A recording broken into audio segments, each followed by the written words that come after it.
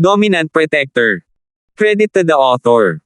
5,161-70. Ang mga pangalan po na nandito ay galing sa mga name generator.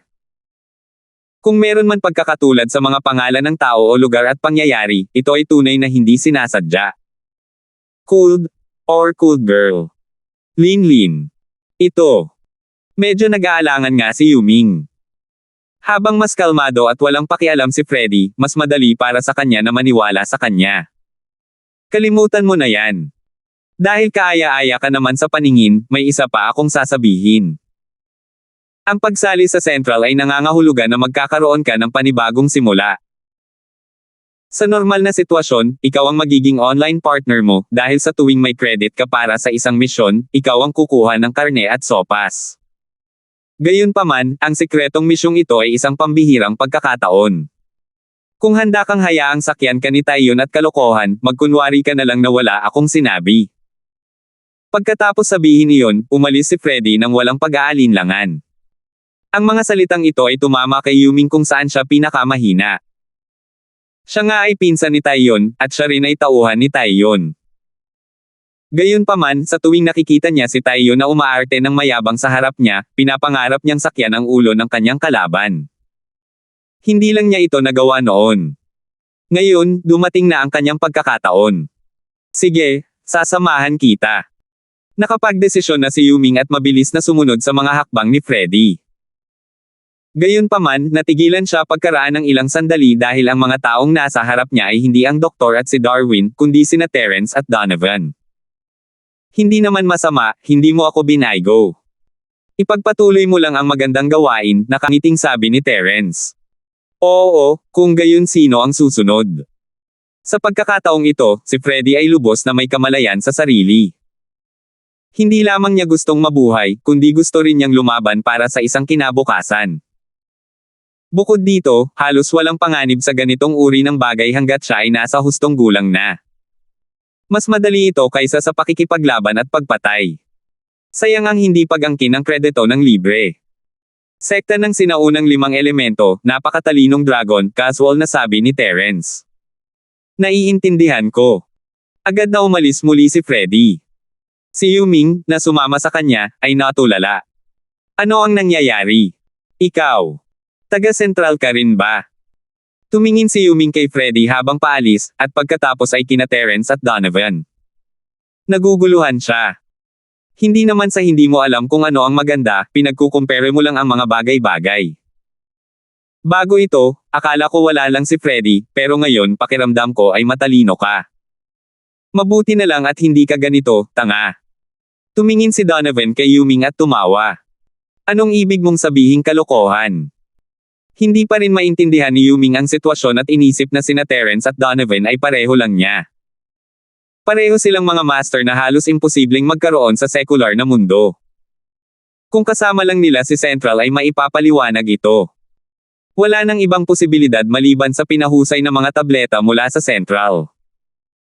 Huwag kang masyadong mahaba ang sasabihin, hindi na nag-abalang magpaliwanag si Terence sa hanggal na ito na bibilang pa rin ng pera para sa kanya matapos siyang lokohin. Diretso siyang humakbang paarap at nagpadala ng isang 5 elementong pagpatay kay Chi na diretso sa ulo ni Yuming. Si Yuming ay isang late-stage foundation building master pa lamang, kaya hindi niya napigilan ang sarili. Natambo siya sa lupa kasabay ng isang pag-iyak at hindi nagtagal ay nahimatay sa sakit. Kung ikukumpara kay Freddy, ang lalaking ito ay talagang mas malala. Matapos maalis ang lason sa kanyang dantian, personal siyang nilason ni Donovan. Naging maayos ang buong proseso, at mas simple pa ang mga sumunod na nangyari. Hindi lamang walang silbi si Yuming, kundi mas takot pa siya sa kamatayan kaysa kay Freddy. Hindi man lang natapos ni Terence ang kanyang sasabihin ay lumuhad na siya. Pagkatapos ni Freddy ay si Yuming, at pagkatapos ni Yuming ay si Kenlong. Ginamit ni Terence ang paraang ito upang paghiwalayin sila isa-isa, at nagawa niyang makuha silang tatlo sa ilalim ng kanyang kontrol. Ang pag-unlad ay napakadali na hindi inaasahan. Ano ang susunod mong gagawin? Patuloy na maghanap ng mga taong aatakihin, o gusto mo munang maghintay? Tanong ni Donovan.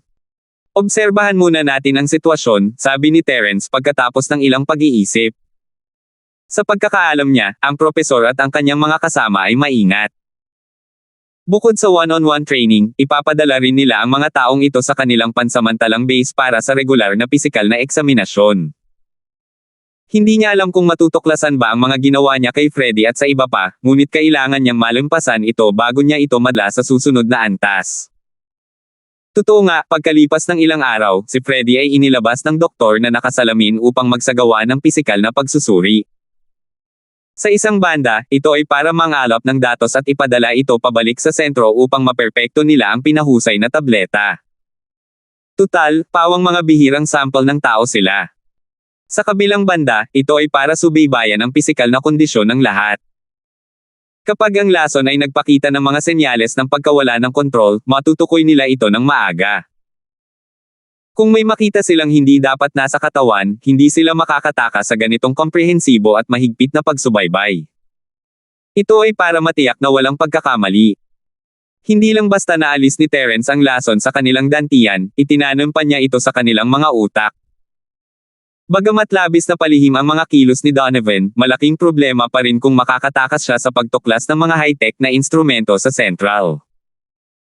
Kahit si Terence mismo ay hindi masyadong sigurado tungkol dito, maaari na lamang siyang maghintay sa mga resulta. Mabuti na lang at maganda ang balita kay Freddy. Normal naman ang resulta ng pagsusuri mula simula hanggang katapusan, at walang kakaiba. Medyo nag-aalala pa rin si Terence, pero pareho pa rin ang naging reaksyon ni na Yuming at Kenlong, at sa wakas ay nakahinga na siya ng maluwag. Tila hindi talaga matukoy ng body test ng center ang poison gas sa dantian. Matutuklasan lamang ito kapag nagpakita na ng mga senyales ng pagkawala ng kontrol ang poison gas. Kung tungkol naman sa maliliit na bakas ng budo, maging si Freddy at ang iba pa ay nahirapang matukoy ito. Makatuwiran naman na hindi ito matukoy ng mga high-tech na kagamitan sa center. Tutal, gawa ito ni Donovan. Ang resultang ito ay hindi lamang nakapagpahinga ng maluwag kay Terence, kundi mas lalong nagulat sina Freddy at ang dalawa pa. Dati, akala lang nila ay malas sila na matarget ni Terence. Sa totoo lang, hindi nila inakala na ganoon kalakas si Terence, lalo na kung ikukumpara sa mahiwagang Central. Nasa ibang antas sila, ngunit matapos maranasan ang pisikal na pagsubok, tuluyan nitong binaligtad ang naunang akala na ito. Madaling maalis ni Terence ang lason sa gitna, ngunit walang nakitang mali ang sentro kay Go. Ipinahid ito ni Terence kay Donovan. Mukhang hindi naman masama ang sitwasyon. Kaya, ano ang susunod na hakbang? Tanong ni Donovan ng may interes. Dahil gustong manggulo ng Central, paglaruan natin sila. Isa sa kanila ang bubuo, at gagawin natin ang isa pang depekto. Tingnan natin kung sino ang mananalo, bahagyang ngumiti si Terence. Kawili-wili. Bukod kina Wuking at Janpeng, ayon sa sinabi mo kanina, sila lang ang gumamit ng knuckle-alasong gas para kontrolin ang iba. Ngayong nasakop na nila silang lahat, magiging kalahati ka na ng boss ng Central kung magpapatuloy ito, tumawa si Donovan. Maganda yan, di ba? Kung ako, ang behind-the-scenes boss, ang nagbabantay sa kanila, hindi na nila kailangang magpalusot para manakit ng iba. Ngumiti si Terence. Sige, pare. Kailangan ko ang tulong mo sa susunod na tao. Hindi ko siya kayang hawakan ng mag-isa. Oh. Hindi mo naman iniisip na gumawa ng hakbang laban kay Janpeng, di ba? Hula ni Donovan. Hindi kaya ng lalaking yan. Masyado na siyang maraming hinanakit sa akin dati. Kahit alagyan ko siya ng gu, hindi ko talaga siya makontrol. Malay mo, baka magdulot siya ng gulo. Isa pa, naging maingat na ang lalaking yan matapos matalo ng ilang beses, kaya hindi siya madaling mabiktima ng pain. Ang tinutukoy ko ay yung isa pa, sabi ni Terence. 5,162. Wuking. Hehe, ang gana mo talaga. Tuwang-tuwa si Donovan nang marinig iyon. Nabalitaan niya na si Wuking ay isang late-stage golden core cultivator. Ang ganitong antas ng cultivation ay hindi maiisip sa secular na mundo, at karamihan sa mga tao ay iiwasan siya na parang salot. Hindi niya inaasahan na gugustuhin ni Terence na kunin siya ng palihim. Hindi lang siya gana, kundi nakakatakot din ang kanyang katapangan. Huwag kalimutan na si Terence mismo ay nasa peak foundation stage pa lamang. Karaniwan lang. Hindi masyadong inisip ni Terence iyon. Totoo na hindi siya kasing lakas ni Woking ngayon, pero huwag kalimutan na nasa maagang yugto pa lang siya ng mahiwagang Ascension Realm. Ang tunay niyang lakas ay maihahambing sa isang higanteng Headrealm Master. Hindi pa kasama rito ang isang late-stage Golden Core Cultivator, kahit ang isang late-stage Nascent Soul Cultivator ay hindi makakapagdulot sa kanya ng anumang takot. Gugustuhin lang niyang maging kanya si Linford Woking. Kung gayon, paano mo siya aakitin dito? Sa tingin ko ay wala ng pag-asa na makaalis sina Freddy o Kenlong, di ba? Kahit isang beses pa lang niya nakalaban si Woking, sapat na iyon para sabihin na hindi ito isang simpleng tao. Ang ganitong uri ng tao ay ibang-iba kay Yuming at kayang-kaya nitong akitin. Imposibleng akitin siya nang walang anumang dahilan. Wala ni isa sa kanila. Umiling si Terence. Kaya kailangan natin silang personal na bisitahin. Gulat na tanong ni Donovan. Mas imposible pa yan. Magiging masyadong kapansin-pansin yan kung pupunta tayo sa ibang isla. Tiyak na matutuklasan tayo. Mas lalong umiling si Terence. Pagkatapos ng nakaraang insidente, sumikat na sila ni Donovan. Bawat galaw nila ay binabantayan, at ang pinakamahalaga ay ilihim ito. Kung malalaman ito ng Central, masasayang lang ang lahat ng kanilang pagsisikap. Hindi mo magagawa ito, hindi mo magagawa iyan. Kailangan mong mag-isip ng paraan, na pangiwi si Donovan. Huwag kang mag-alala, may naisip na akong paraan, pero kailangan kitang pahirapan sa pagsusulat ng liham, nakangiting sabi ni Terence. Anong letra? Tanong ni Donovan. Isang liham ng hamon. Bahagyang ngumiti si Terence. Maaaring magmukhang walang emosyon si Woking, ngunit tiyak na siya ang tipo ng taong mayabang. Ang ganitong tao ay hindi kailanman bibitaw sa anumang pagkabigo. Ang huling beses na natalo siya kay Donovan ay isang kahihiyan na kailangan niyang hugasan. Lalo na ngayon na ang kanyang lakas ay ganap na nagbago, ang lalaking ito ay tiyak na nangangarap na ipaghiganti ang kanyang nakaraang kahihiyan, ngunit hindi niya mahanap ang tamang pagkakataon. Sa mas tumpak na paraan, hindi lang siya makapagdesisyon. Naniniwala si Terence na hanggat nagpadala si Donovan ng sulat ng hamon, tiyak na itatapon ni Woking ang lahat ng kanyang mga alalahanin at lalaban. Kung tutuusin, mula sa kanyang pananaw, dapat ay mayroon siyang lubos na kumpiyansa, at ang kailangan lang niya ay isang pagkakataon. Magaling kang bata, magaling ka talagang magtakala. Agad na naunawaan ni Donovan ang ibig sabihin ni Terence at kumuha ng panulat at papel. Sumulat siya ng 4 na malalaking salita, kung hindi ka kumbinsido, lumaban ka. Kinuha ito ni Terence at pinag-aralan ng matagal bago bumaantong hininga, ang mga salitang ito. Ang pangit naman. Bata, nangangati ka na ba sa bugbugin? Ginagaya ko ang estilo ng mga sikat na tao, may mga mata ako pero hindi ako nakakakita. Mura ni Donovan. Ang pangit naman, di ba? Kung ikukumpara sa nakita ko sa Skyclass Island, milya-milya pa rin ang layo nito. Malaking bagay yan, at ang sa iyo ay sadyang hindi magandang tingnan. Mas mabuting bawasan mo na lang ang pagsulat sa hinaharap, kung hindi ay pagtatawanan ka lang. Seryosong sabi ni Terence, na natural na tumutukoy kay Shangguan Tianhua. Isa siya sa pinakamahuhusay na calligrapher sa Skyclass Island, kung tutuusin. Galit na galit si Donovan, ngunit wala na si Terence bago pa man siya makagawa ng kahit ano. Bamulong siya, ganoon ba talaga kapangit? Hindi pwede. Hindi personal na pupunta si Terence para ihatid ang sulat dahil makakaakit ito ng atensyon. Siyempre, hindi rin niya maaaring hayaang gawin ito ni Freddy at ng iba pa dahil magdudulot ito ng kahinala kay Woking. Kaya, humanap siya ng isang disipulo sa North Island para ihatid ang sulat para sa kanya. Tutal, isa siyang nakatatandang tiyuhin sa tuhod na kahit si Reggie ay kailangang igalang. Isang salita lang naman iyon. Gaya ng inaasahan ni Terence, matapos matanggap ni Woking ang sulat na ito ng hamon na may 4 na salita lamang at walang lagda, lumapit siya rito ng walang pag-aalinlangan. Walang ibang tao sa loob ng ilang milya, tanging sina Donovan, Terence, at Woking lamang. Hindi ko talaga inaasahan na bibigyan mo ako ng hamon. Hindi man lang tumingin si Woking kay Terence at dumiretso kay Donovan. Sa kanyang paningin, si Donovan lang ang kanyang malakas na kaaway. Natalo siya sa isang galaw noong siya ay nasa maagang Golden Core stage pa lamang. Ngayong nagbago na ang kanyang lakas, natural na kailangan niyang gumanti para sa kahihiyan. Sandali lang, biglang pinigilan siya ni Terence. Bakit? Kumunat ang noo ni Woking habang sumusulyap kay Terence. Hindi na siya makapaghintay na labanan si Donovan ngayon. Ang lahat ng iba pa ay hadlang lamang. Nababagot ako, bakit hindi mo muna ako paglaruan? Nakangiting sabi ni Terence. Ikaw. Baka sa mukha ni Woking ang paghamak. Hindi pa kasama rito ang katotohanang isa na siyang late-stage Golden Core Cultivator ngayon, kahit na isa pa lamang siyang early-stage Golden Core Cultivator noon, hindi niya talaga seseryosohin si Terence.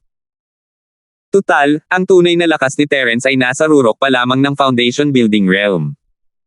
Mas pinalalaki mo ang sarili mong kakayahan, di ba? Sa kabilang banda, hindi ito isinapuso ni Terence. Alam niyang wala siyang laban kay Woking gamit ang kasalukuyan nitong lakas.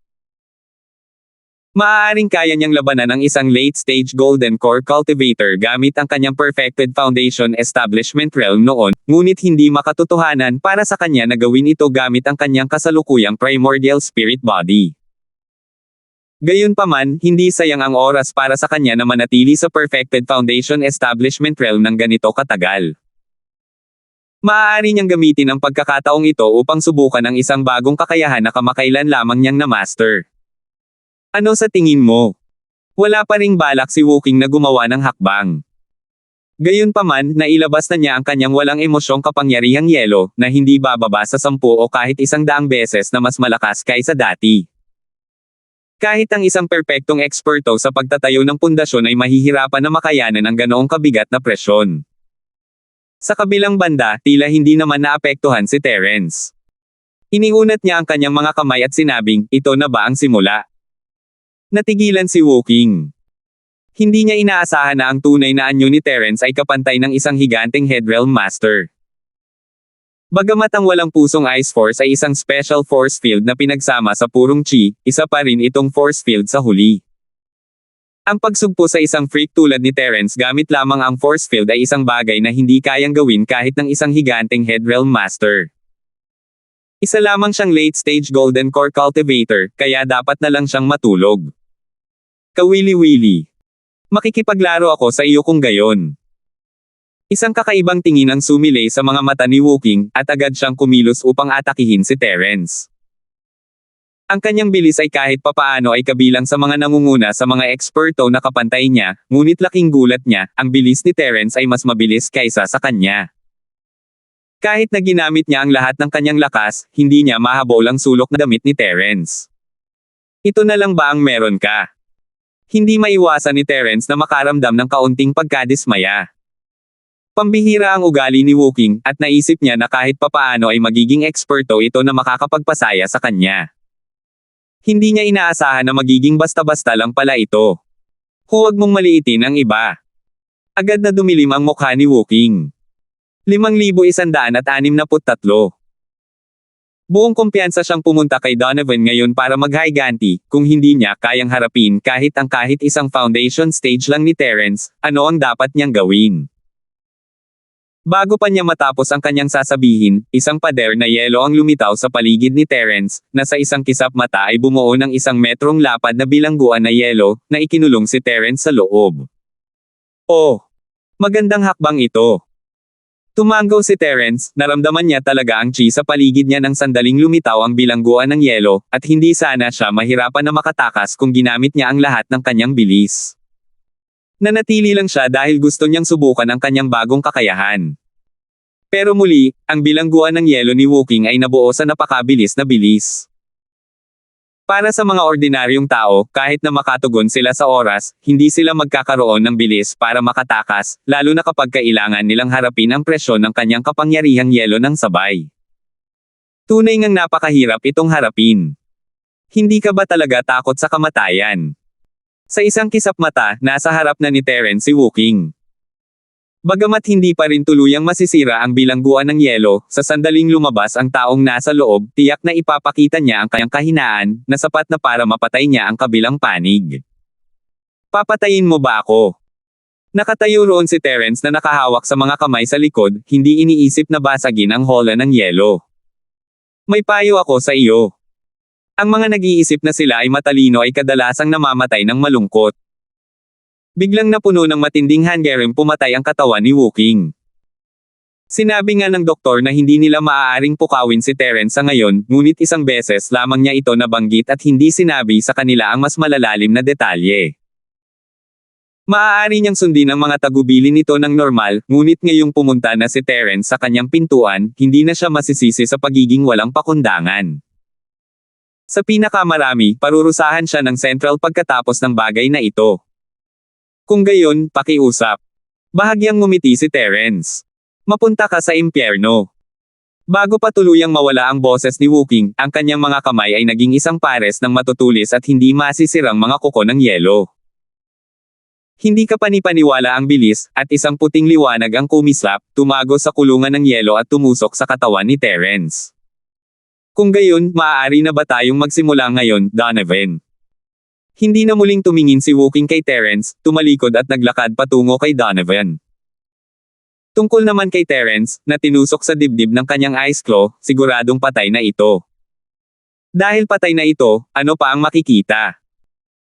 Pero bago pa siya makahakbang, narinig niya ang walang emosyong boses ni Terence mula sa likuran niya. Hoy, hindi mo ba iniisip na masyadong maaga para maging ganoon kakumpiyansa at bumalik? Bakit ko naman gagawin? Kumaibot ang mga talukap ni Wooking, at hindi niya namamalayang lumingon siya para tingnan ito. Agad siya natulala. Si Terence, na tinamaan sa dibdib, ay ligtas naman sa anumang sugat, walang kahit isang sugat sa katawan. Ilusyon lang ba iyon? Hindi ito napansin ni Wooking mismo, ngunit si Donovan, na nakatayo sa tabi niya, ay malinaw na nakita ito. Hindi niya maiwasang magulat. Kakaiba ang batang ito. Kaya niyang lumipat sa pagitan ng kanyang primordial spirit state at primordial spirit body state sa isang iglap, at kaya niyang kontrolin ang switch sa isang lokal na lugar. Kung gagamitin niya ito ng maayos, isa itong kamangha-manghang kakayahan. Mukhang hindi nasayang ang ilang buwan na ito. Tulad ng sinabi ni Donovan, sa sandaling dumampi ang ice claw ni Wooking sa kanyang katawan, agad na binago ni Terence ang bahaging iyon ng kanyang primordial spirit tungo sa kanyang primordial spirit form. Kaya naman hindi siya nagtamo ng anumang pinsala kahit na nabutas ang kanyang dibdib. Ito ay isang bagong kakayahan na sinusubukan niyang matutunan kamakailan lamang. Bagamat nasa simula pa lamang siya, dahil hindi pa rin niya lubos na kayang lumipat sa pagitan ng primordial spirit form at primordial spirit form sa isang iglap, at maliit na bahagi lamang nito ang kaya niyang kontrolin sa ngayon, malaking bagay na ito, na makikita sa gulat na ekspresyon sa mukha ni Wooking. Sa teorya, si Wooking, isang late-stage golden core cultivator, ay mayroong napakalaking kalamangan sa larangan at lakas. Kung tutuusin, hindi katulad ni Terence na nasa Sky-class island, kung saan hindi niya kayang labanan ang isang kalaban na nasa mas mataas na larangan. Gayunpaman, si Terence ang may kalamangan sa labanang ito. Ang kanyang natatanging walang awang pag-atake sa yelo ay hindi naging epektibo sa simula ng labanan. Bagamat agad niyang ginamit ang ice prison para mahuli ang kanyang kalaban, hindi naman siya nasugatan matapos tumagos ang ice claw sa kanyang dibdib. Dahil sa harap ng kakaibang kalaban, kahit si Wooking ay hindi maiwasang makaramdam ng kaunting kawalan ng kakayahan. Paano nangyari ito? Sino ka ba talaga? Hindi naglakas loob si Wooking na kumilos ng padalos-dalos. Hindi niya maiwasang maalala ang huling beses na siya ay binugbog ni Donovan, at isang nakakatakot na kutob ang nanatili sa kanyang puso. Unti-unti mo itong maiisip sa hinaharap. Sige, matandang lalaki, oras na para gawin mo ang iyong trabaho, pumalakpak si Terence. Ikaw na batang pilyo, alam mo talaga kung paano utusan ang mga tao. Naikuyom ni Donovan ang kanyang mga labi sa inis. Gayunpaman, kahit na sinabi niya iyon, hindi siya nag-atubili ng matagal at dumiretso kay Wooking. Kahit mukhang nasa isang walang talo na posisyon si Terence, nasa tugatog pa lamang siya ng larangan ng pagtatayo ng pundasyon. Sa pinakamarami, ang kaya lang niyang labanan si Wooking. Kung tungkol naman sa pagkatalo sa kanya, halos imposible ito sa ngayon. Nang makitang hindi man lang siya sineryoso ng dalawa, agad na nagalit si Wooking. Nabigla nga siya sa mga makajos na pamamaraan ni Terence, ngunit imposibleng maisip niyang umatras ng ganoon na lang. Kung hindi, hindi siya magiging si Wooking. Karapat-dapat kayong lahat na mamatay. Agad na umatake si Wooking gamit ang lahat ng kanyang lakas ng walang pagpipigil. Ang saklaw ng walang pusong kapangyarihan ng yelo ay naipon sa isang napakaliit na lugar, ngunit ang lakas nito ay biglang nadagdagan ng higit sa ilang beses. Maging ang lupa sa kanilang paligid ay nagpakita ng mga palatandaan ng paglubog na nagpapakita ng kapangyarihan nito. Gayunpaman, casual lang na pumasok si Donovan tulad ni Terence. Hindi siya nagpakita ng anumang senyales ng pagkapidyo ng walang awang yelo.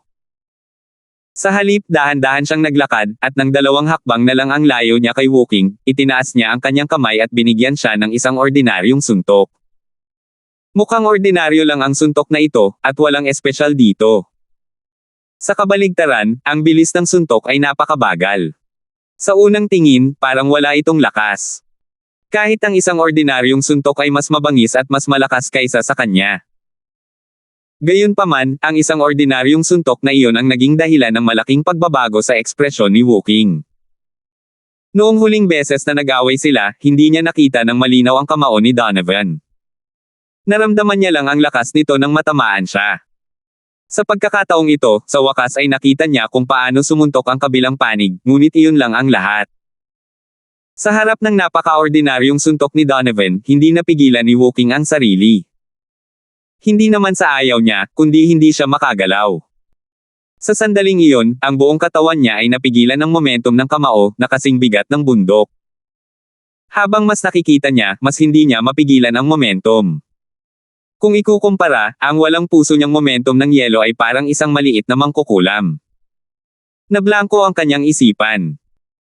Bagamat nasa huling yugto na ng Golden Core Realm si Wooking, mas lalo pa siyang nakaramdam ng kawalan ng kakayahan kaysa noong nakaraan.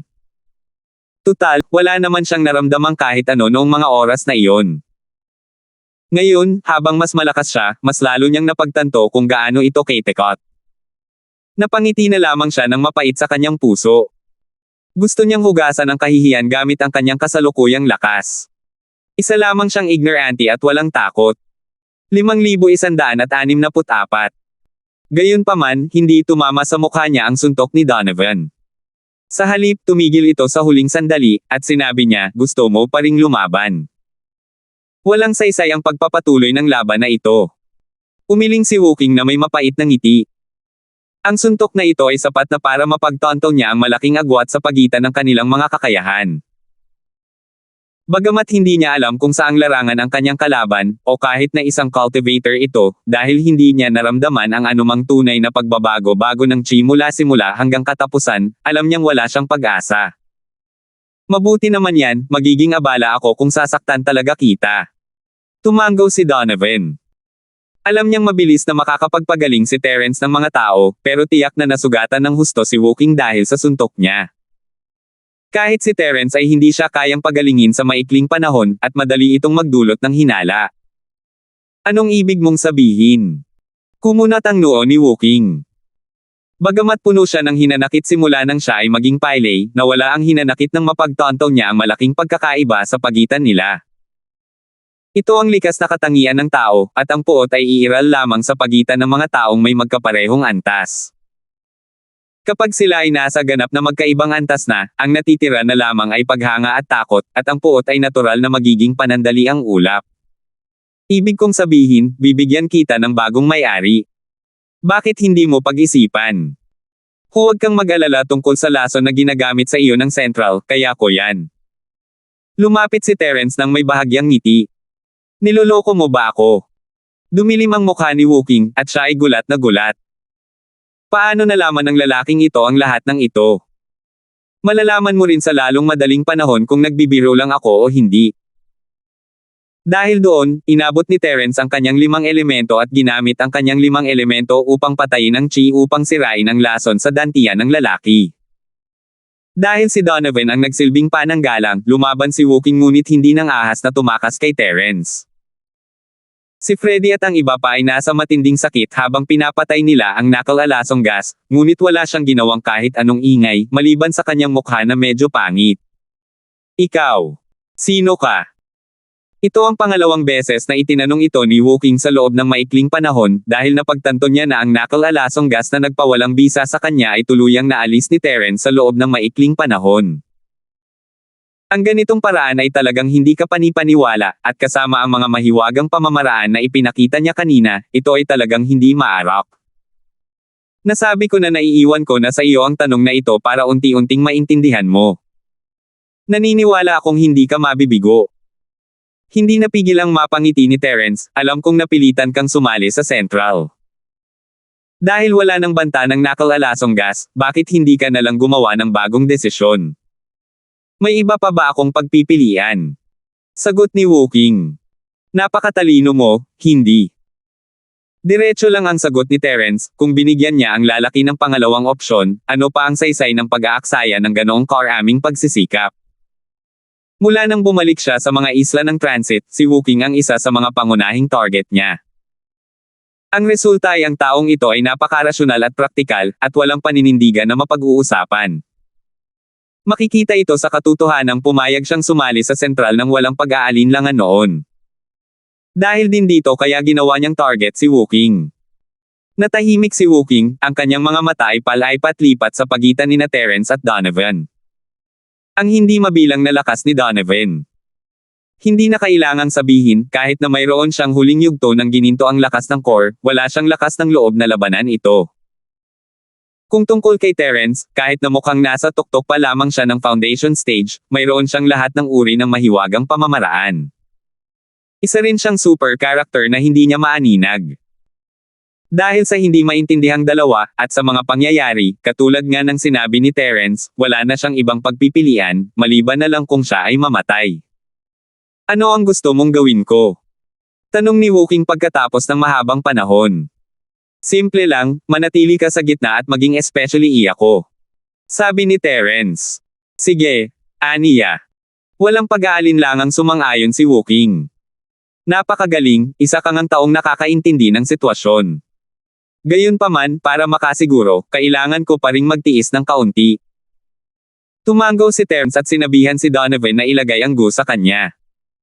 Ito ay nasa loob ng inaasahan ni Woking. Ano man ang iniisip niya, kahit papaano ay hindi siya nagpakita ng anumang senyales ng pagtutol sa kanyang mukha. Sa halip, kumilos siya ng napaka-kooperatiba. Gayunpaman, nang matapos ni Donovan ang paggamit ng go sa kanya, muli siyang nagulat. Bumantong hininga siya sa kanyang sarili, iniisip na ang dalawang lalaking ito ay talagang pambihira. Tumayo si Woking para umalis matapos magpaliwanag si Terence ng ilang bagay sa kanya. Gayunpaman, bago pa siya umalis, bigla siyang pinigilan ni Terence at binato ng tableta. Regalo ito para sa unang pagkikita natin. Dapat ay maganda ang performance mo sa hinaharap. Gintong core. Isa pa nga itong top grade na item. Kumaibot ang mga talukap ni Woking. Ang gininto ang core ay isang tableta na pinapangarap lamang ng lahat ng cultivator sa tugatog ng foundation building stage at golden core stage, lalo na kapag ito ay may pinakamataas na kalidad.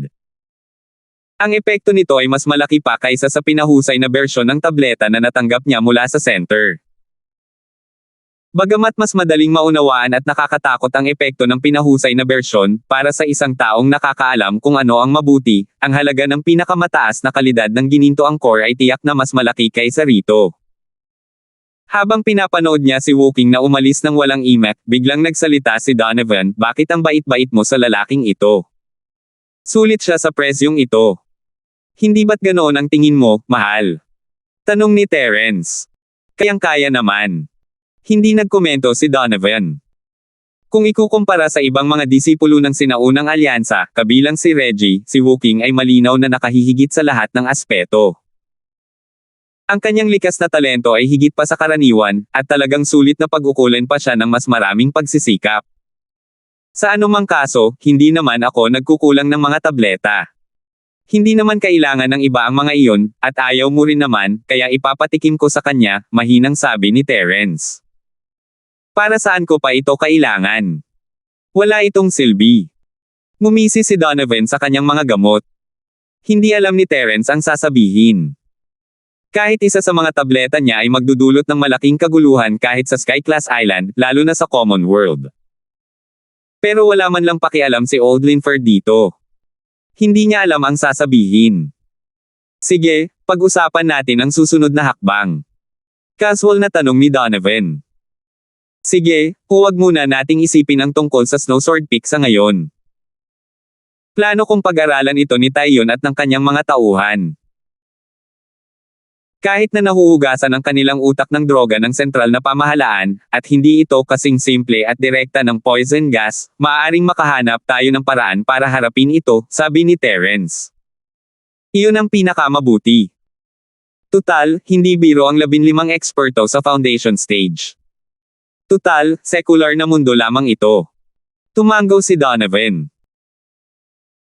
Sa kabilang banda, pagkatapos umalis ni Woking sa eksklusibong isla ng paaralan ng mga luntiang ulap sa North Island, hindi nagtagal ay nakatanggap siya ng tawag mula sa doktor na nakasuot ng salamin. Biglang bumilis ang tibok ng kanyang puso, ngunit hindi siya naglakas loob na magantala at nagmadaling lumapit.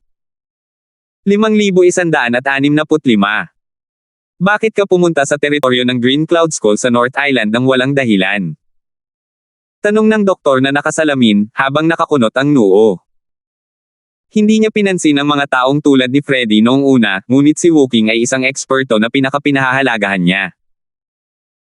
Pinagmamasdan niya ng mabuti ang bawat galaw nito, at agad niyang malalaman kung mayroong anumang bahagyang paggalaw. Huminin si Donovan. Mahinahong sabi ni Woking. Donovan. Bakit mo siya hinahamon? Hindi ba't sinabi ko na sa inyo na huwag ninyong guluhin si Terence? Nagulat ang doktor. Paulit-ulit na binalaan siya ni Kimi na huwag niyang guluhin si Terence.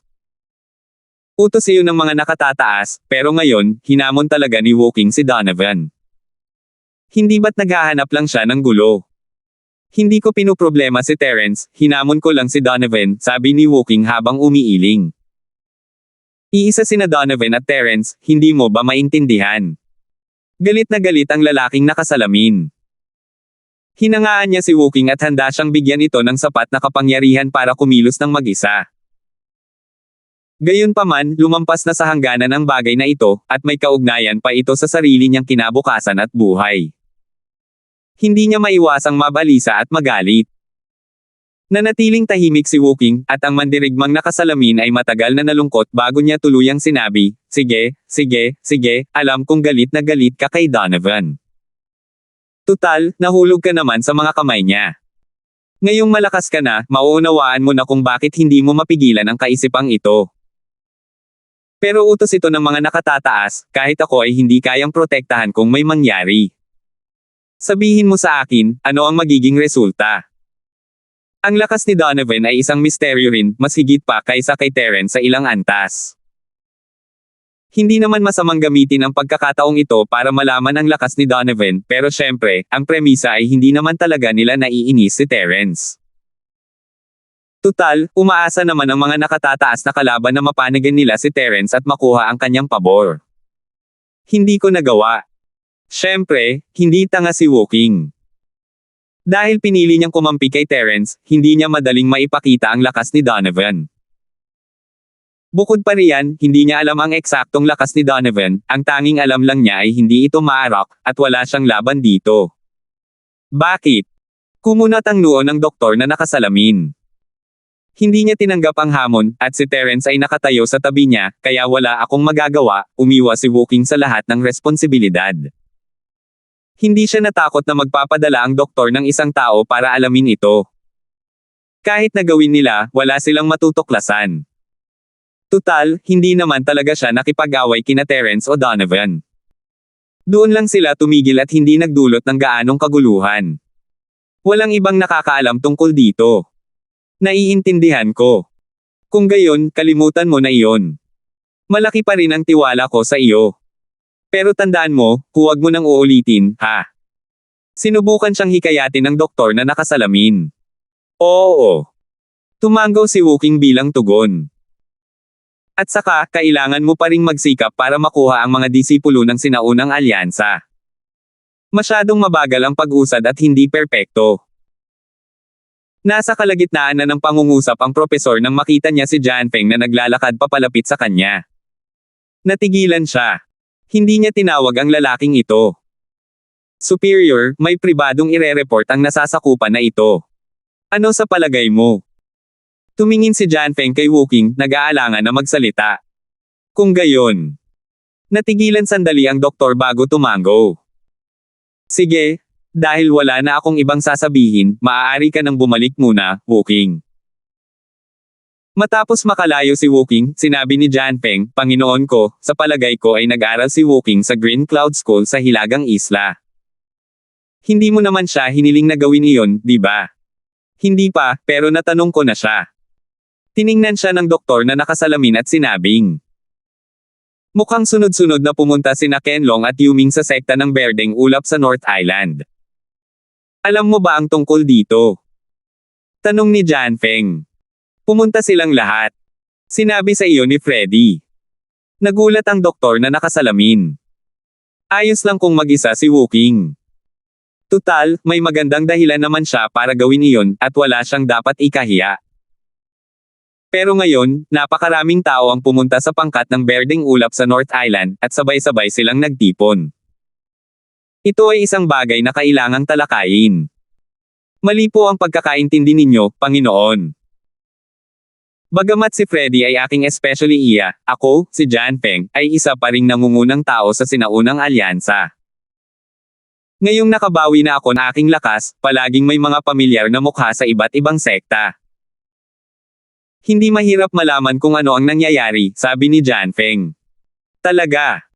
Kung gayon bakit hindi mo ipinakita noon?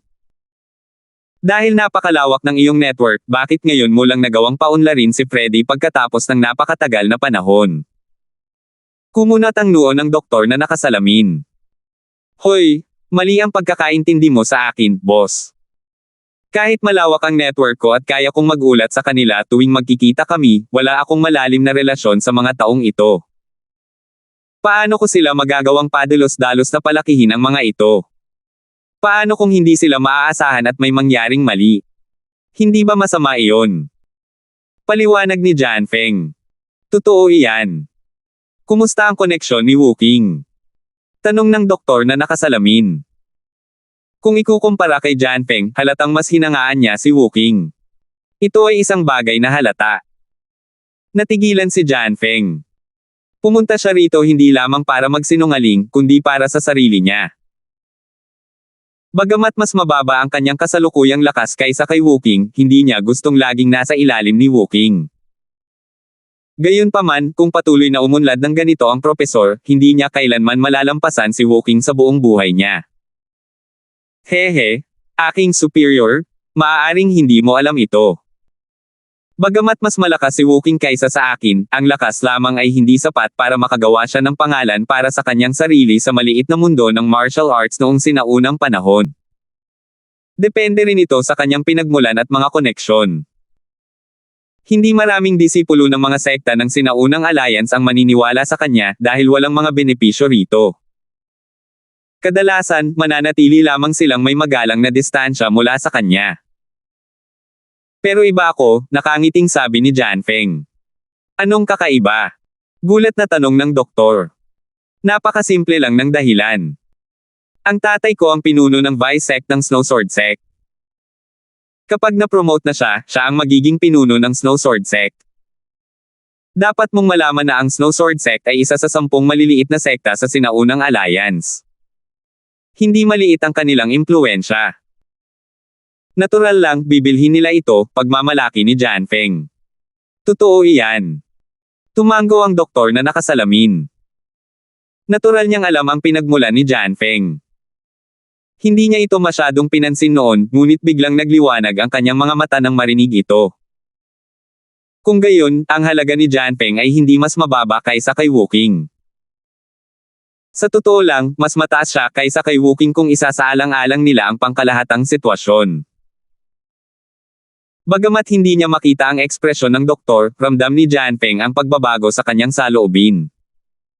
Labis siyang natuwa at naisip niya sa sarili na hindi naman nasayang ang kanyang mga nagawa ngayon. Mabilis niyang sinabi, ang aking ama ay palaging masunurin sa akin. Kung ang ating sentro ay talagang magiging isang maliit na jangho noong sinaunang panahon sa hinaharap, matulungan ko siyang mahikayat. Magiging kontribusyon din ito sa ating sentro. Magaling, natutuwa ako na mayroon kang ganitong kaisipan. Pero hindi tayo maaaring magmadali, sabi ng doktor. Kailangan nating gawin ang mga bagay-bagay ng paunti-unti. Ayusin muna natin ang mga bagay-bagay sa islang ito. 5,166. Oo, salamat sa papuri. Pero hindi pa ako sapat ang lakas. Kung makakaabot lang ako sa mas mataas na antas, mas magiging makapangyarihan ang mga salita ko. Sa oras na iyon, hindi na magiging problema para sa akin na makuha ang buong sekta ng Espada ng Nyebe, lalo na ang aking ama. Sinasadyang sabi ni Jianfeng. Gusto mo bang bumuti? Kung hindi pa rin maintindihan ng doktor na nakasalamin ang ibig niyang sabihin, malamang ay nababaliw na siya. Gayunpaman, mula sa pananaw ng isang nakatataas, wala siyang pakialam sa iniisip ni Snow Jianfeng. Isa pa, ang lalaking ito ay talagang karapat-dapat na sanayin. Siyempre, kung bubuuan ako ng maayos ng mga nakatataas, tiyak na dadaan ako sa apoy at tubig ng walang pag-aalinlangan. Mabilis na sabi ni Jianfeng. Maganda rin yan. May mahalagang programa sa pagsasanay ang punong himpilan. Hanggat mahusay ang iyong pagganap, maaari kitang irekomende sa mga nakatataas at sisiguraduhin kung ang iyong lakas ay lalong gagaling. Agad na sumang-ayon ang doktor na nakasalamin. Talaga. Salamat po, Panginoon. Tuwang-tuwa si Jianfeng. Pagkatapos ng sunod-sunod na pasasalamat, umalis si Jianfeng. Ngumiti ang doktor na nakasalamin at sinabing, may ambisyon, pinagmulan, at kakayahan siya. Hindi mo sinasabing magaling talaga siya. Bakit pakiramdam ko ay hindi maaasahan ang lalaking ito? Lumapit si Brother Darwin at nagtanong. Narinig niya ang buong usapan mula simula hanggang katapusan, at nasaksihan niya ang pagganap ni Wuking at Jianfeng. Masyado kang nag-iisip. Dahil sa banta ng Knuckle Alasongas, hindi siya maglalakas loob na magkaroon ng anumang hindi tapat na pag-iisip. Isa pa, mabuti na lang at ambisyoso siya. Dahil sa kanyang ambisyon, kailangan niyang mas umasa sa lakas ng ating sentro. Sumulyap sa kanya ang doktor na nakasalamin at naisip sa sarili, isa kang traidor at may lakas ng loob kang sabihin ito. Ang galing mo talagang magpanggap. Kumunat ang noo ni Darwin at hindi na nagsalita pa. Nag-aalala pa rin siya kung paano kokontaken si Terence. Alam niyang nasa mga isla si Terence, pero hindi siya maaaring lumabas ng mag-isa. Hindi niya magkakaroon ng pagkakataong sabihin kay Terence. Siya nga pala, ang mga taong ito ay nag-aral lahat sa Green Cloud School sa North Island. Kailangan nating mag-ingat tungkol dito, bulong ng doktor na nakasalamin. Paano? Tanong ni Kuya Darwin. Hindi mo kailangang mag-alala tungkol dito, may sarili akong paraan. Pangiinis na sabi ng doktor na nakasalamin. Ang unang taong dapat niyang ipag-ingatan ay si Kuya Darwin. Maaari niyang ipaalam kay Kuya Darwin ang mga bagay na nasa panlabas na anyo, ngunit wala siyang masyadong masabi tungkol sa ibang mga bagay. Pagkalipas ng ilang araw, ipinatawag si Wuking para sa isang pisikal na pagsusuri gaya ng dati. Tulad ng iba, wala siyang nakitang anumang problema sa kanyang katawan. Gayunpaman, sa huling sandali, bigla siyang nagbago ng ekspresyon. Maaaring hindi ito maramdaman ng iba, ngunit ang kanyang persepsyon ay higit pa sa karaniwang tao. Kung hindi, hindi niya magagawang makabisado ang walang pusong Ice Force.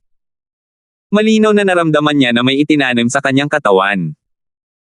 Bagamat ito ay napakabanayad, walang duda tungkol dito. Hindi niya alam kung ano iyon, pero agad niyang napagtanto na isa itong high-tech na aparato na ginagamit ng Central para palihim siyang bantayan. Kung hindi, hindi sana ito magiging ganoon kamisteryoso. Hindi naglakas loob si Wuking na ibaba ang kanyang bantay. Bilang pinuno ng tiyuhin marshal ng sekta ng Snow Sword, kinailangan niya magmina tulad ng ibang mga disipulo. Sinabi na sa kanya ni Terence noon na kung may anumang mangyayari sa hinaharap, maaari niyang gamitin ang pagmimina bilang isang pagkakataon upang makipag-ugnayan sa kanila. Gaya ng inaasahan, nakita niya si Terence habang nagmimina ito, ngunit hindi sila masyadong nagkalapit. Hindi sila nag-usap noong nasa mas liblib na lugar sila, at gumagawa lamang ng ilang senadoryas ng kamay. Kakaiba ang mga kilos ng kamay, ngunit mabilis na naunawaan ni Terence ang nangyayari. May kung anong itinanim sa katawan ni Wuking, at malamang na isa itong uri ng aparatong pang-monitor. Medyo nakakaabala ito. Kumunat ang noo ni Terence.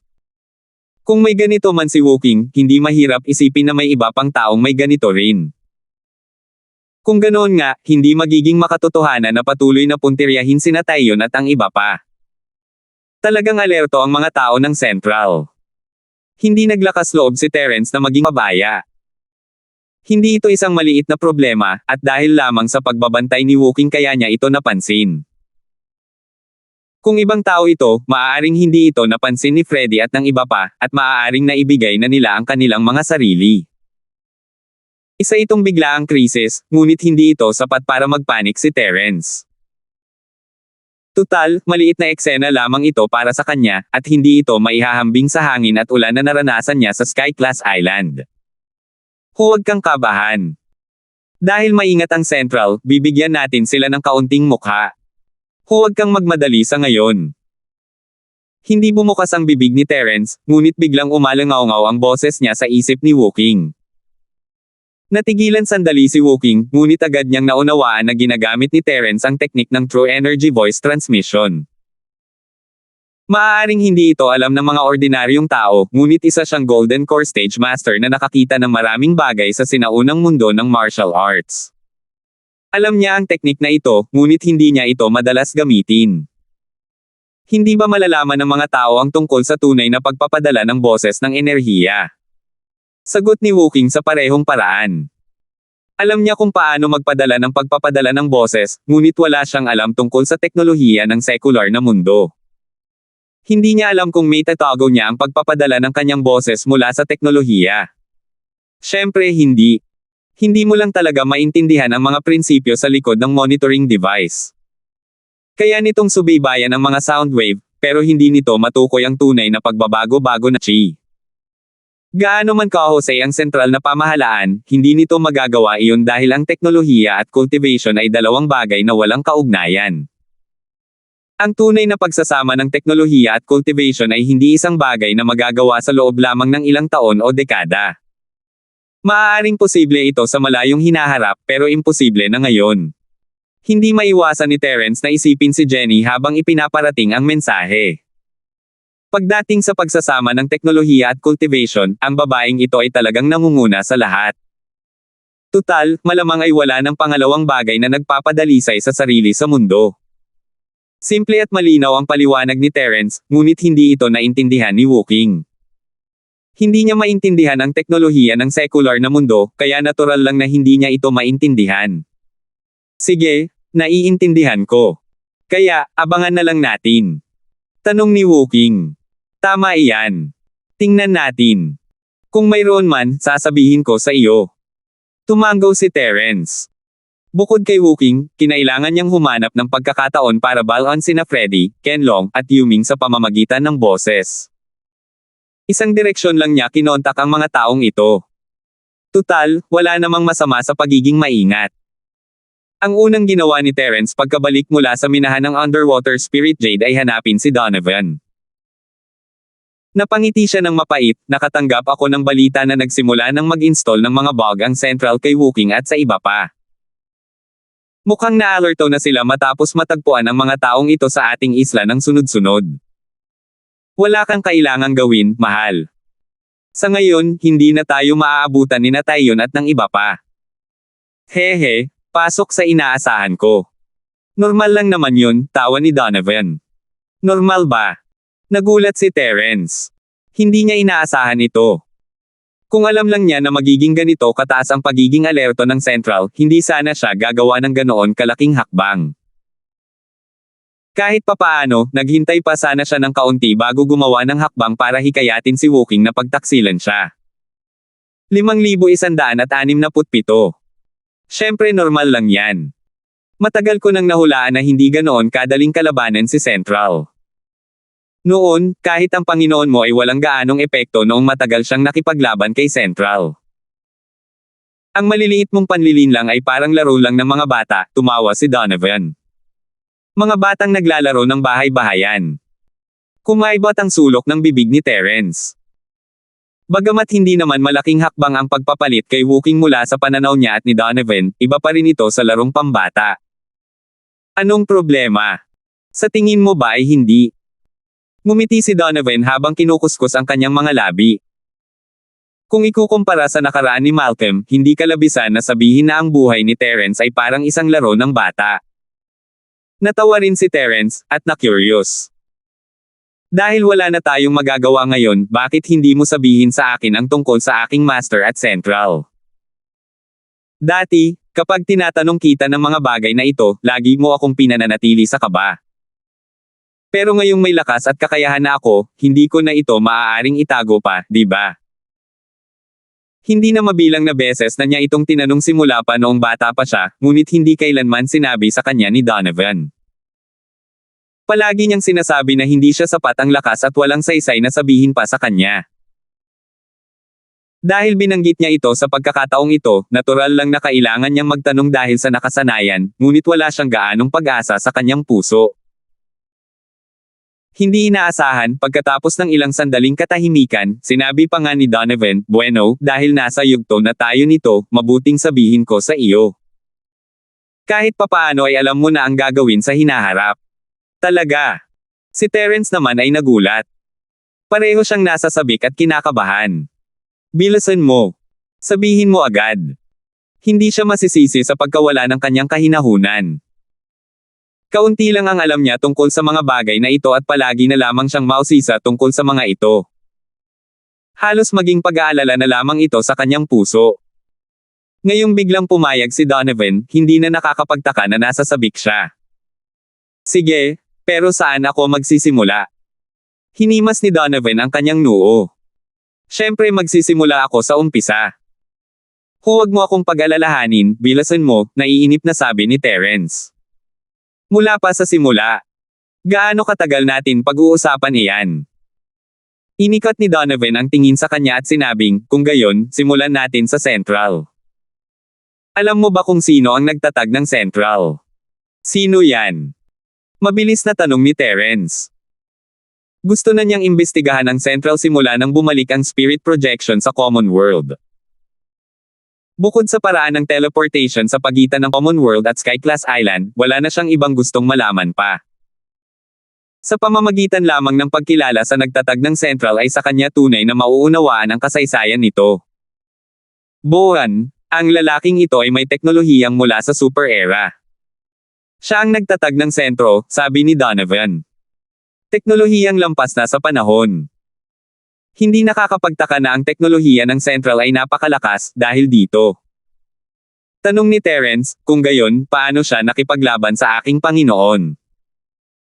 Hehe, hindi naman siya nakipaglaban sa Panginoon mong si Malcolm noong una. Ang lolo mo talaga ang pinakamalaking kaaway niya, natatawang sabi ni Donovan. Ano? Lolo ko? Kilala mo ba ang lolo ko? Natigilan si Terence. Noon pa man ay iniisip na niya na isa siyang ulila, isang inabandunang sanggol na kinuha ni Donovan mula sa labas. Bukod kay Donovan, ang tanging nakatatanda sa kanya ay ang kanyang Panginoon na si Malcolm. Pero base sa tono ni Donovan, kilala ba niya ang sarili niyang lolo? Siyempre, ang pamilya mo ay may malalim na sama ng loob kay Central. Kung hindi lang dahil sa pag-agaw ng lolo mo sa Diyosa na hinahanap-hanap ng iba araw at gabi, bakit magiging mapilit si Boan sa pamilya mo? Ngumiti si Donovan. Ha? Dinala mo pa ang henerasyon ng lolo ko dito. Hindi makapaniwala si Terence. Akala niya ay sa pagitan lang ni Boan at ng kanyang amo ang mga sama ng loob, pero sino ang mag-aakala na matagal na pala itong nangyayari? Kahit sarili niyang lolo ay sangkot, at ninakaw pa niya ang Diyosa ng iba. Sa totoo lang, ang tatlong henerasyon ng pamilya mo ay malalim na nakasalungguhit sa sentral. Nakipaglaban ang lolo mo sa kanila, nakipaglaban ang mga magulang mo sa kanila, at patuloy pa rin ang henerasyon mo sa pakikipaglaban sa kanila. Siyempre, ang iyong Panginoon, si Malcolm, ay nakikipaglaban din sa kanila. Ang pagkakasalungguhit na ito ay hindi lamang malalim, ito ay hindi maarak, tumawa si Donovan. Matanda, kilala mo ba ang mga magulang ko? Maaari mo ba akong ikwento pa tungkol sa kanila? Naiinip na sabi ni Terence. Bagamat wala siyang konsepto ng mga salitang mga magulang, simula noong bata pa siya, ni wala siyang direktang impresyon sa mga ito, ang mga salitang mga magulang, ang palaging mga salitang hinahanap-hanap niya at pinaka hindi niya maabot. Palagi lang niyang iniisip na isa siyang ulila na hindi niya alam ang pinagmulan, kaya hindi niya ito masyadong iniisip. Ngayong narinig niya ang sinabi ni Donovan, agad siyang natuwa. Kahit nataglay niya ang katatagan ng loob, hindi niya ito makontrol. Ang puso ng tao ay gawa sa laman, at ang pinagmulan nito ay likas na kakayahan ng lahat, wala itong kinalaman sa lakas. Ang mga magulang mo. Dahil nandito na tayo sa puntong ito, ayos lang na ibunyag ko sa iyo ang ilang bagay. Ang ama mo ay si Chavit Lane, at dating miyembro siya ng Supernatural Investigation Bureau. Magkaibigan sila ng iyong amo habang buhay. Maikling sabi ni Donovan. Chavit Lane. Ang pangalan ng aking ama ay Chavit Lane. Mabilis na naalala ni Terence ang pangalan, puno ng pagkabigla ang kanyang puso. Hindi niya inakalang ang kanyang ama ay miyembro ng Investigation Bureau, at isa itong kaibigan ng kanyang Panginoon na handang-handa. Mabilis niyang tinanong, kung gayon. Paano naman ang aking ina? Oh, at dahil ang apelyido ng aking ama ay Lane, bakit Linford ang apelyido ko? Simple lang. Ginamit mo ang apelyido ng nanay mo. Mariel Linford ang pangalan niya. Ngumiti si Donovan at dagdag pa, isa pa, ampon ko siya. Anak na ampon. Nabulunan muli si Terence habang tinitingnan si Donovan mula ulo hanggang paa, nakanganga ang bibig. Kung ganoon, hindi ba't lolo kita? Ano pa ba ang naisip mo? Tumawa si Donovan. Ako. Nabulunan si Terence sa kanyang sinabi. Naalala niya ang lahat mula pagkabata hanggang sa pagtanda, at hindi niya masyadong iniisip iyon noon, ngunit ibang-iba ang pakiramdam ngayon na naisip niya iyon. Matagal siyang natigilan bago siya napangiti ng mapait, napakahusay ng pagkakatago mo sa akin. Sa loob ng napakaraming taon, hindi niya alam kung ano ang relasyon niya kay Donovan. Hindi sila guro at disipulo, ni lolo at apo. Sa tuwing magtatanong siya, walang sumasagot, kaya't nalilito lang siya. Sino ang mag-aakala na lolo niya pala ang matanda? Hoy, hindi mo ako masisisi dito. Kung gusto mong sisihin ang isang tao, sisihin mo ang sarili mong mga magulang at ang iyong Panginoon. Kaisipan lang nila iyon para maranasan mo ang pambihirang pagsasanay mula sa murang edad. Kung sinabi ko sa iyo kanina na lolo mo ako, matatakot ka pa rin ba sa akin? Ang hirap mo pa rin ba? Nakanguso na sabi ni Donovan, hindi mo ba narinig ang kasabihang ito? Kapag bibigyan na ng langit ang isang tao ng malaking responsibilidad, kailangan muna niyang tiisin ang kanyang kalooban. 5,168. Nako! Totoo yan. Napangiti na lang si Terence ng alanganin. Bagamat wala siyang matinding pagkamuhi sa cultivation tulad nina Natalie at Nika, mapaglaro pa rin siya noong bata pa siya. Ang tanging iniisip niya araw-araw ay ang pag-akyat sa bundok para manguha ng itlog ng ibon o pagbaba sa ilog para manghuli ng isda. Kung hindi dahil sa pagpilit ni Donovan sa kanya, malamang hindi siya magiging master ni Malcolm sa hinaharap, lalo na't hindi niya maaabot ang kanyang kasalukuyang antas. Mabuti na lang at hindi mo ako pinahiya. Hindi ka naman ganoon kawalang silbi, sabi ni Donovan sa tono ng ginhawa. Hoy, lolo kita. Kailangan mo ba akong maliitin? Hindi alam ni Terence kung tatawa o iiyak. Siya nga pala, sinabi mo na ang buong pamilya ko ay nakikipaglaban kay Central. Paano ka naman, matandang lalaki? Ikaw rin ba ang mortal na kaaway ng Central? Ako. Ang aking sinumpaang kapatid, na siyang Panginoon mo, ay nakikipaglaban kay Central. Ang aking anak na babae at manugang ay nakikipaglaban din kay Central. Sino mang may kaunting relasyon sa akin ay nakikipaglaban kay Central. Ano sa tingin mo ang relasyon ko kay Central? Nakangiwi na sabi ni Donovan. So sinasabi mong hinaila ka papunta sa barko ng pirata? Nahihiyang tanong ni Terence. Hindi iyon. Nasa bangka na ako. Bakit ko pa hihilahin yan? Tumawa si Donovan. Kung ganoon, ayan na.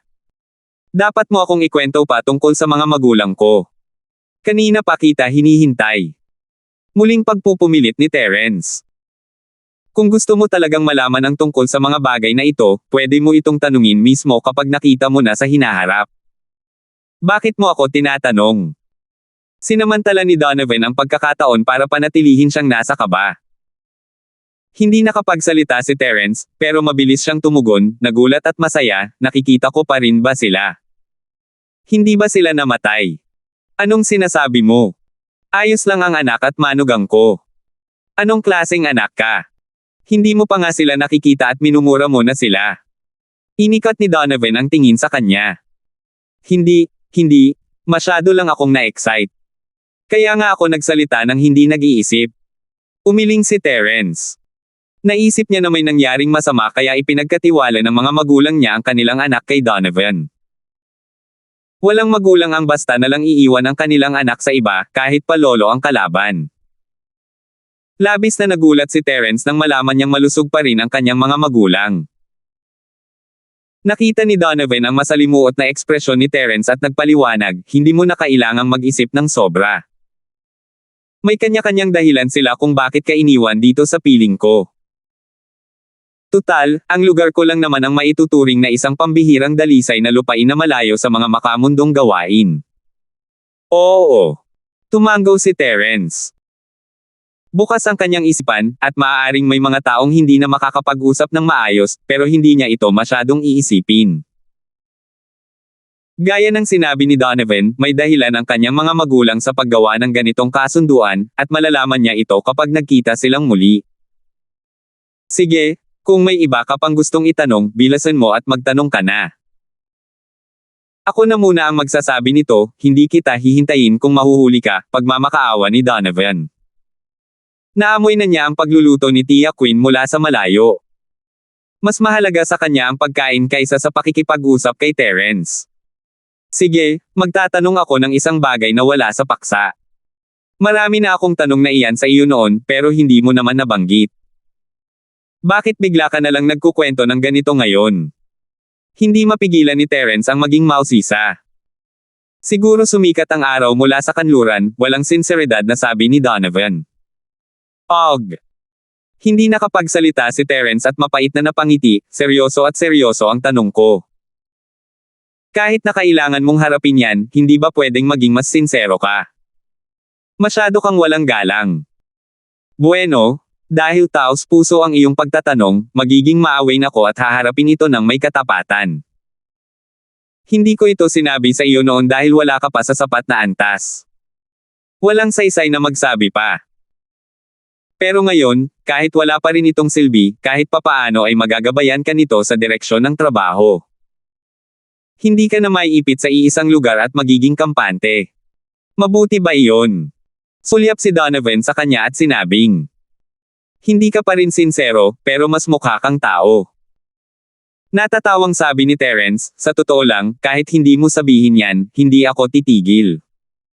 Hindi lang ako nagsasanay para sa sarili ko, kundi para na rin sa mga taong nakapaligid sa akin. Para sa kanila, hindi ako maaaring tumigil. Iyon ang katotohanan, ang pinakamalaking motibasyon niya noong nasa Skyclass Island siya ay ang bumalik sa mundo ng mga mortal at iligtas ang lahat ng babaeng nakilala niya. Dahil din dito kaya hindi siya nang ahas na magpabeya anumang oras, at sa loob lamang ng 3 taon, bumangon siya mula sa pundasyong maagang yugto patungo sa mistiko na maagang yugto ng pag-akyat. Isa itong himala na walang makakaintindi, at kahit siya mismo ay hindi makapaniwala nang maisip niya ito. Hindi naman masama, kahit papaano ay mayroon kang kaunting responsibilidad. Binigyan ni Donovan ng pambihirang papuri. Sige, may isa pa akong gustong itanong. Biglang kinuha ni Terence ang kanyang jade pendant at nagtanong, sigurado akong alam mo kung ano ang nangyayari sa jade pendant ko.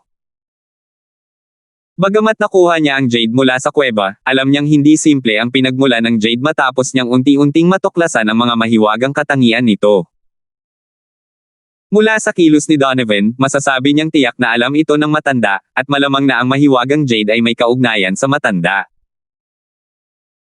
Nag-isip sandali si Donovan, na parang ginoganita ang nakaraan, bago dahan-daang sinabi, noon, ang iyong Panginoon, at ang iyong Ama, at ako ay gumagala sa lambak ng Jarland. Doon, nakilala namin ang isang napakalakas na doktor ng agham at teknolohiya. Ang pangalan niya ay Morgan. Teka.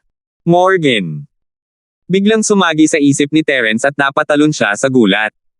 Hindi ba't si Morgan ang amo ni Jenny? Kaibigan mo siya. Hindi lang iyon, isa rin siyang baliw na siyentipiko sa ilalim ng iyong lolo. Naparito siya sa lupa upang protektahan ang iyong ama. Mula sa isang partikular na pananaw, ang kanyang pares ng mahiwagang salamin ang lumikha sa iyong Panginoon. Iyon ang panimulang punto ng paglalakbay ng iyong Panginoon mula sa ordinaryo patungo sa pambihira. Hindi maiwasan ni Donovan na makaramdam ng emosyon. Kung iisipin, ang mga araw niya ay kasing alamat ng kay Terence, ang mga kambal na demonyo ni King Kong ay mga nakakatakot na pangalan, at ngayon ay nakakulong siya sa West Star Village. Nakakalungkot isipin. Kung gayon, ano ang kinalaman niya sa Jade? Tanong ni Terence, nalilitong tanong. Napakasimple lang ng relasyon. Ang jade pendant na ito ay ginawa niya. Nakakagulat ang mga sinabi ni Donovan. Ha! Siya ang may gawa nito. Pwede bang gawa ng tao ang bagay na ito?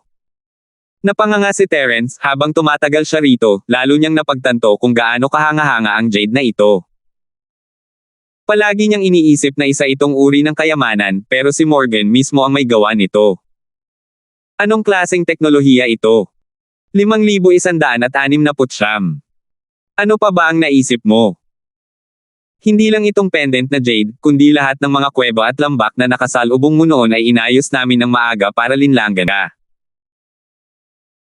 Hindi mo ba talaga iniisip na nataman ka ng isang pay mula sa langit, na maaari kang magkaroon ng isang hindi inaasahang engkwentro sa pamamagitan lamang ng paglalakad ng ilang hakbang? Sa tingin mo ba ay napakaraming hindi inaasahang engkwentro sa mundo? Sa tingin mo ba ay isang nobela ito? Sumimangot si Donovan. Nako. Biro lang. Namula si Terence. Pero kung iisipin, bata pa siya at mapaglaro noon. Kung hindi lang dahil sa mga engkwentrong ito, hindi sana siya nagsanay ng ganito dahil sa kuryosidad. Talagang pinaghirapan talaga ng mga taong ito. Ngayon alam mo na ang ibig sabihin ng pagkakaroon ng puso ng isang kaawa-awang magulang. Para lang makapaglinang ka ng maayos, marami sa amin ang kailangang sumunod at makipaglaro sa iyo, tumawa si Donovan.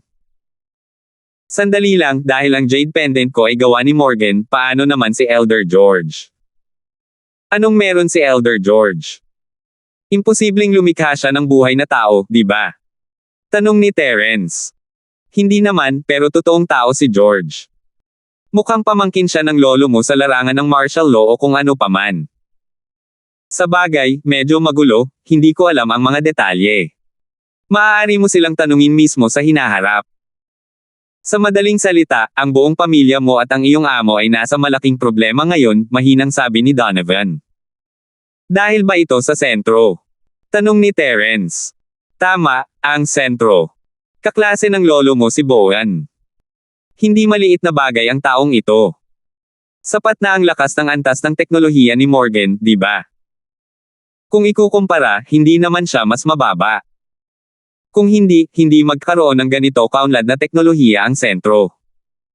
Isa siyang malaking kaaway. Seryosong sabi ni Donovan.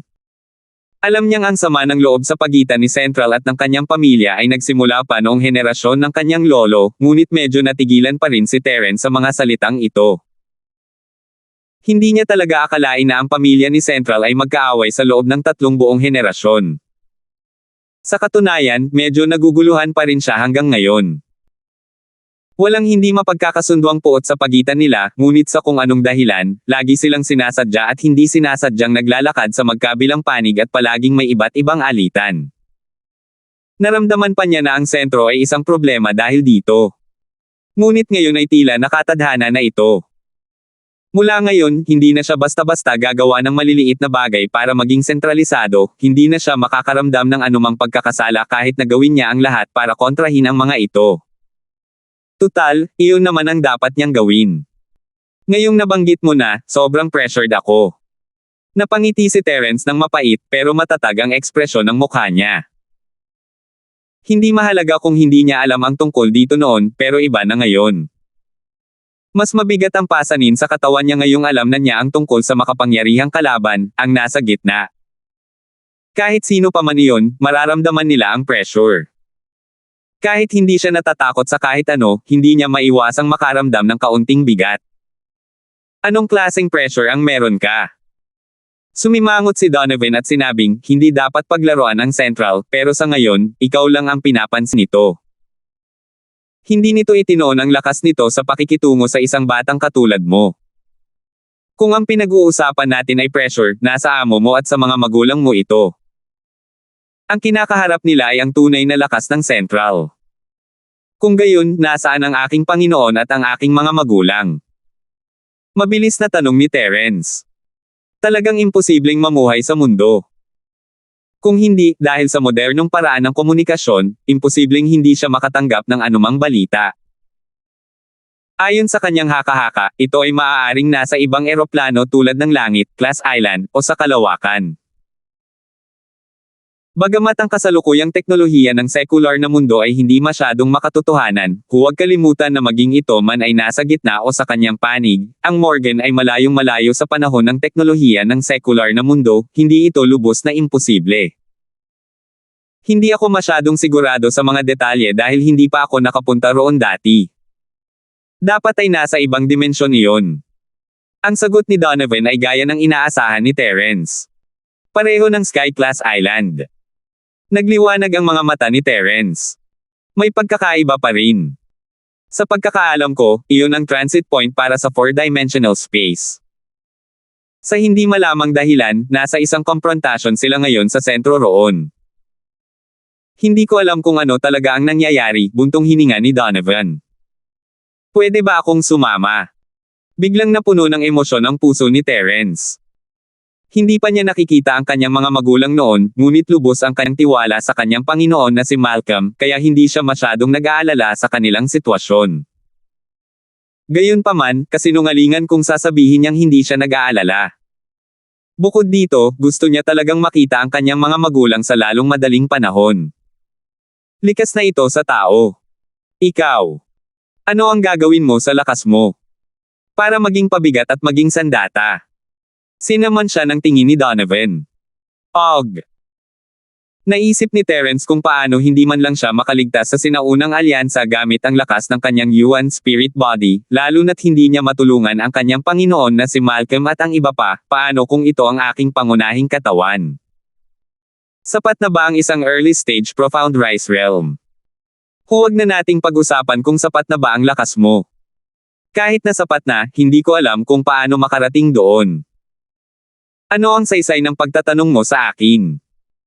Umiling si Donovan at sinabing, ang pinakamahalagang bagay para sa iyo ngayon ay ang pagsusumikap sa iyong cultivation. Kapag sapat na ang iyong lakas, makakakuha ka ng dobleng resulta sa kalahati ng iyong pagsisikap. Kung tungkol naman sa 4-dimensional space, kailangan mong maghintay hanggang sa maging sapat ang iyong lakas para mag-amok sa Sky Class Island. Masyado pang maaga para pag-usapan ito ngayon. Ako. Nagatubili si Terence ng ilang sandali bago tumango, sige, alam ko na ang gagawin. Tulad ng sinabi ni Donovan, hindi pa rin siya sapat ang lakas. Bagamat ang kanyang orihinal na katawan ay nasa maagang yugto pa lamang ng mahiwagang ascension at may lakas na parang isang higanti, malayo pa rin ito sa pagiging top tier kahit sa Sky Class Island. Malayo pa rin siya sa pagiging tunay na top tier masters, hindi pa kasama ang sentro ng mahiwagang mundo.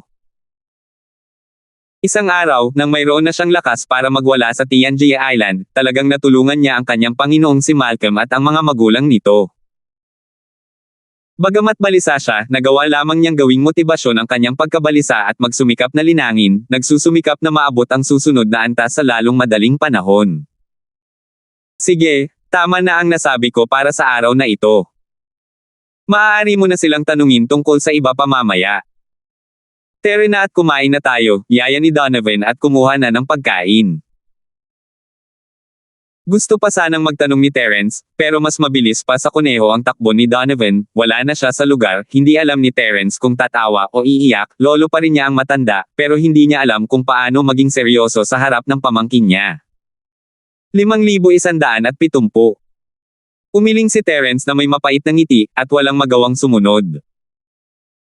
Sapat na ang sinabi ng matanda ngayong araw, kahit papaano ay hindi na siya kasing walang alam tungkol kay Terence gaya ng dati. Mayroon na siyang malinaw na layunin at direksyon ngayon, ngunit wala siyang ibang magawa kundi pigilan ang kanyang orihinal na plano. Napakaingat ng depensa ng Central kaya hindi niya na kayang patuloy na paalisin sila. Maaari na lamang siyang maghintay at makakita. Pero ang hindi inaasahan ni Terence ay nang itigil niya ang plano niya, natigil din ang plano ng propesor. Hindi sila maaaring mag-recruit ng mga bagong disipulo ng ilang sandali. Sa isang banda, pangunahin na dahil kakaunti lamang ang mga disipulo ng sinaunang alyansa na malapit sa kanila. Maging si John Feng, na tila may malawak na network, ay nagawa lamang paunlarin si Freddy pagkatapos ng napakatagal na panahon. At kahit noon, palihim siyang tinalikuran ni Terence, hindi pa kasama ang iba. Hindi maglalakas loob na sabihin ng mga hindi naman talaga malapit kay Terence ang mga ganoong bagay. Kapag kumalat ang balita, siguradong wala nang mangyayari. Isa pa, palihim na nasupil ni Terence sina Wooking at ang iba pa, kaya natural lang na hindi sila magsusumikap. Sa kabilang banda, maging ang doktor na nakasalamin mismo ay naghihinala. Bagamat wala siyang nakitang anumang senyales ng pagtataksil mula kay Wooking at sa iba pa matapos may install ang tapong device, ang katotohanan na isa-isa silang pumunta sa sekta ng Berdeng Ulap sa North Island ay nagpapaalala pa rin sa kanyang puso. Ang palihim na pagsisimula ng isang rebelyon ay parang pagpapakulo ng pulaka sa maligamgam na tubig. Hindi siya maaaring gumawa ng masyadong malaking hakbang kung hindi ay madali lang siyang mahayla. Gayunpaman, hindi magandang ideya na ipagpatuloy ang ganitong pagkapatas. Walang masama sa pagiging maingat, ngunit kung walang anumang pag-unlad, hindi siya makakasagot kay Kimi kapag nagtanong ito. Ang napakatagal ng plano ay isang hakbang na matagal na niyang pinaplano, at hindi siya maaaring sumuko sa kalagitnaan. Nang halos maubos na ang isip ng propesor, hindi inaasahang dumating ang espesyal na sugo mula sa punong himpilan ng sekular na mundo, na ikinagulat ng propesor. Siya ang palaging nagre-report kay Kimi, at hindi pa ito nangyayari noon. Nagpadala pa nga ang punong himpilan ng isang espesyal na sugo.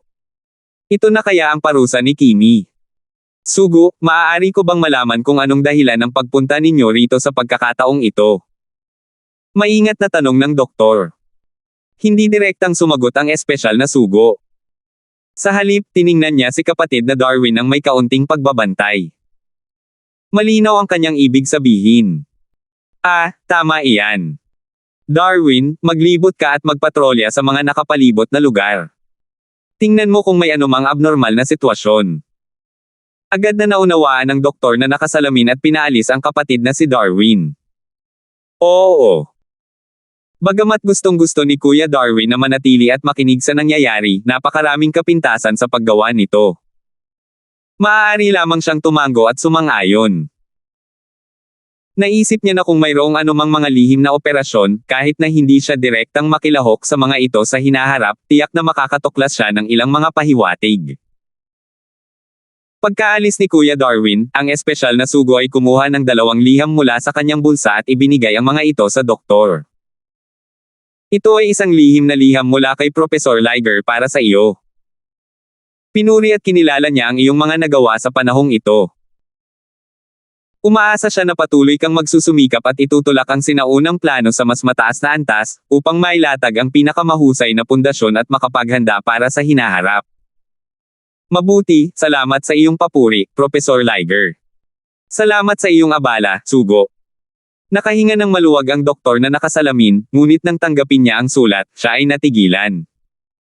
Bakit may 2 sulat? Bukod sa sikretong sulat na ibinigay sa iyo ni Professor Liger, mayroon ding sulat mula sa Sky Class Island.